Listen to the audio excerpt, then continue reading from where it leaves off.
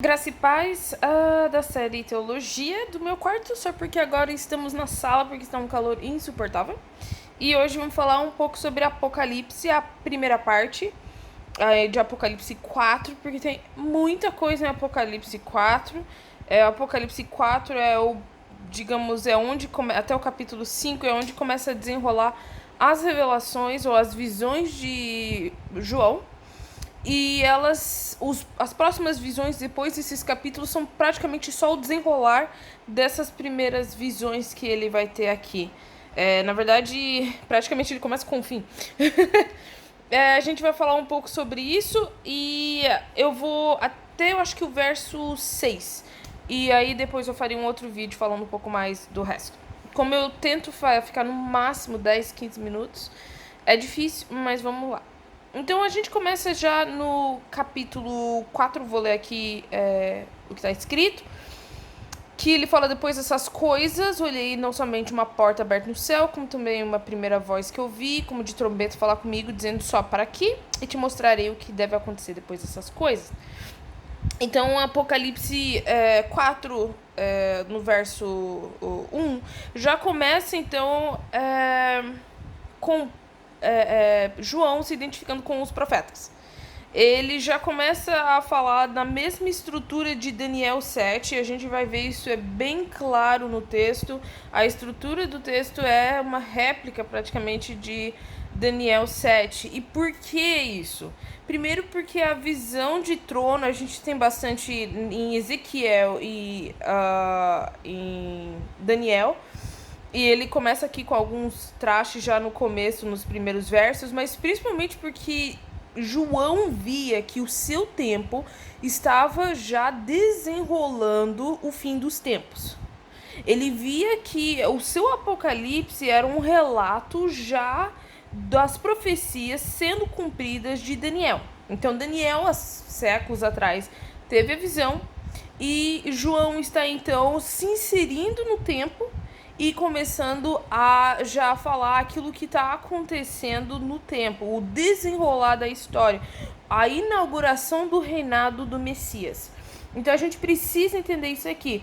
Quando ele fala ali depois dessas coisas, muitos usam isso aí para falar assim que a visão é sequencial.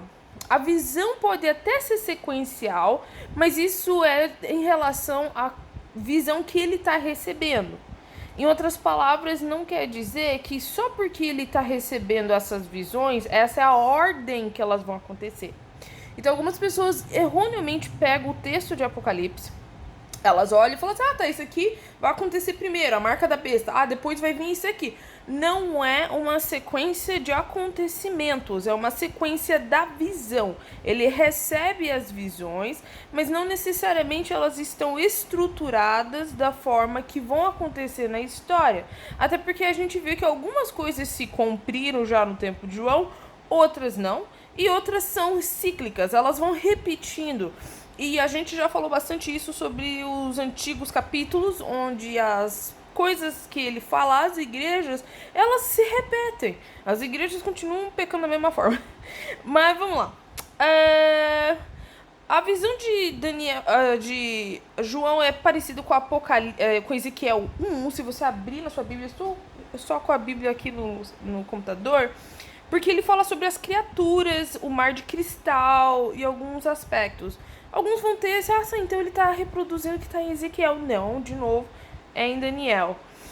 E, de novo, ele fala que o que vai acontecer é como a gente viu já em Apocalipse 1, do 1 e o 19, que ele está pensando no estabelecimento do reino de Deus aqui na Terra. Então, a seção do capítulo 4 até o capítulo 5, verso 14, introduz o que vai ser o restante das visões até o capítulo 22.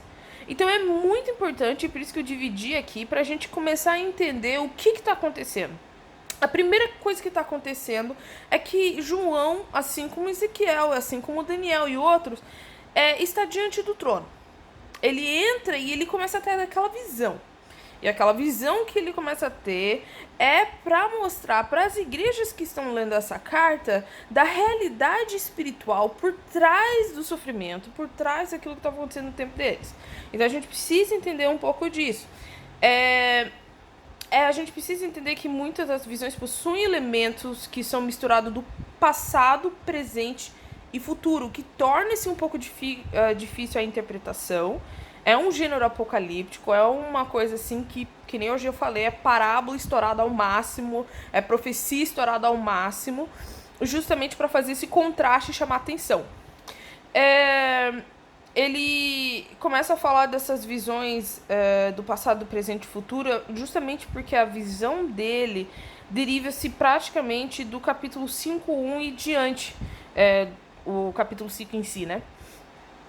E a gente precisa saber que essas coisas que estão acontecendo, de novo, elas não são de sequência histórica. Não vai acontecer, digamos, tem que acontecer dessa forma. É uma sequência da visão que ele está recebendo. E a visão que ele está recebendo não necessariamente está em ordem.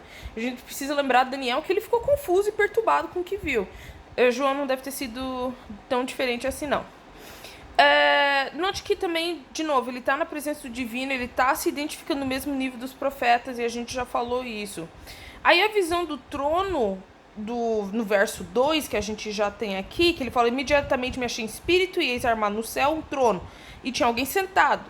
Aí ele começa a descrever quem é essa pessoa que está sentado. E essa visão é bem interessante, porque ele começa a descrever pedras preciosas. Não sei você, quando eu comecei a estudar isso no passado, eu pensava assim, mas qual é a ideia de ver um trono com pedras preciosas de jaspe, de algo de arco-íris? A gente começa a olhar e pensa assim, deve ter sido uma visão muito estranha. Mas a ideia aqui, primeiro, a ideia das pedras preciosas é de ressaltar a luz inacessível e a glória de Deus. Quanto mais pedras, quanto mais decoração, que a imagem, né, que eu digo decoração, que ela vai falando aqui dos tipos de metais preciosos ou de pedras preciosas, é para ressaltar o brilho, que ela vai ficando cada vez mais brilhosa e ofuscando ao ponto de se tornar, como diz em 1 Timóteo 6,16, uma luz inacessível. A glória do trono de Deus, que é repetida daí em Apocalipse 21:11, com a mesma pedra, jaspe principalmente, é para mostrar que o trono de Deus está tão exaltado, tão para cima, tão sublime, que ela não tem acesso às pessoas normais. E ela é usada daí com essas imagens de pedras preciosas. É uma imagem também adotada e vista em Ezequiel 1:26 ou 28. E, de novo, essas pedras imitem cada vez mais a imagem de um Deus que está extremamente exaltado.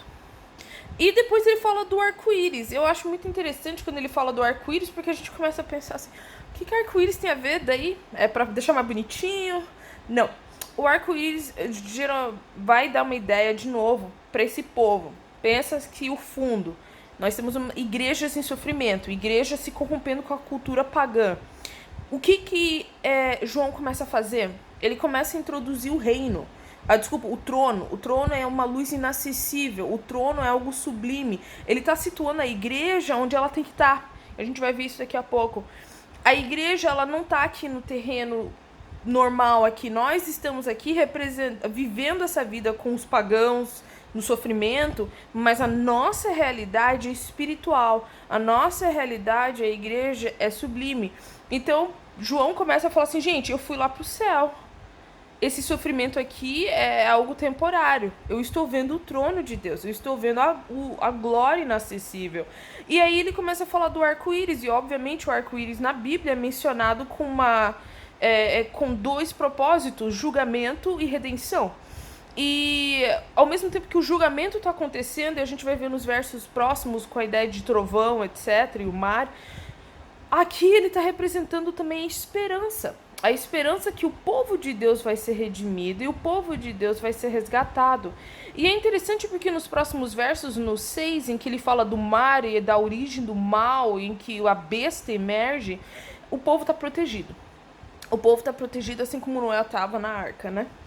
E Deus vai ser gracioso com o povo dele, assim como ele foi com Noé. E por isso que a ideia de julgamento que vai vir sobre a terra é misturada com a redenção do povo. E a gente vê isso muito em Apocalipse. Aqueles que permanecem fiéis vão ser redimidos, vão ser vestidos de glória, honra, enquanto que aqueles que não cumprirem ou não se manterem no Senhor ou não aceitarem o Cristo vão ser condenados. Então, de novo, as pedras preciosas e o arco-íris é repetido de novo no Apocalipse 21. De novo, aqui o capítulo 4 até o 5:14, ele praticamente está repetindo, vai ser a base das próximas visões. E ele está revelando o que daí essas pedras preciosas e esse arco-íris. Assim como o arco-íris representou um novo céu e uma nova terra, na época de Noé, no capítulo 21, essa ideia é repetida na Nova Jerusalém. E essa nova terra onde Deus vai acabar com todos aqueles malfeitores, como fez no tempo de Noé, só que de uma forma efetiva e perfeita, por causa que Cristo já pagou o preço. E o fim dos tempos está inaugurado e vai chegar ao seu ápice. Então o ápice no capítulo 21 é repetido, de que essa ideia é repetida no capítulo 21 para indicar o ápice, de que o povo de Deus vai ser redimido, vai ter os novos céus e nova terra, e por isso que aparece o arco-íris e de novo a glória do trono de Deus. As pedras preciosas já descritas no capítulo 21 e no 18, 23, mostra que a nova criação ela emergiu após o dilúvio. E ela daí faz um paralelo com a nova criação que está sendo criada no céu. No verso 4, a gente tem alguns minutinhos. Ao redor do trono havia também 24 tronos assentados nele, 24 anciões vestidos de branco e cujas cabeças estão coroas de ouro. Aí aqui vem uma grande pergunta. Fica às vezes difícil interpretar isso, porque você fica pensando por que essas visões, de novo, as visões são a sequência que ele está recebendo, elas não necessariamente indicam uma ordem. Uma lógica, no sentido para nós, mas com certeza no contexto aqui a visão é muito importante. E o que a gente precisa colocar para entender essa visão para João e para a igreja significa que há ordem no caos que eles estão vivendo na terra. Deus está no controle. Aquilo que está acontecendo aqui na terra não está acontecendo por acaso. Deus no trono, que João tá vendo, tá mostrando o porquê do porquê. E ele tá dando uma pequena revelação, porque a Apocalipse é uma pequena revelação daquilo que tá esperando os santos.